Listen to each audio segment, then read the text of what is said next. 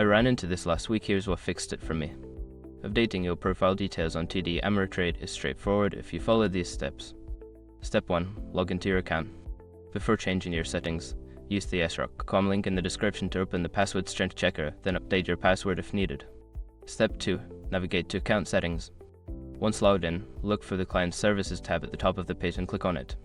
From the drop-down menu, select Account Settings. Step 3. Select Profile Information. In the Account Settings section, find the Profile option.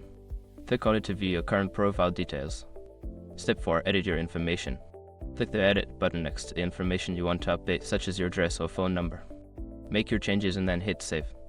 Step 5. Confirm changes. After saving, you should see a confirmation message indicating that your profile has been updated. Double-check to ensure all details are correct. Sometimes, the confirmation message can take a moment to appear, so be patient and check back if it doesn't show up right away.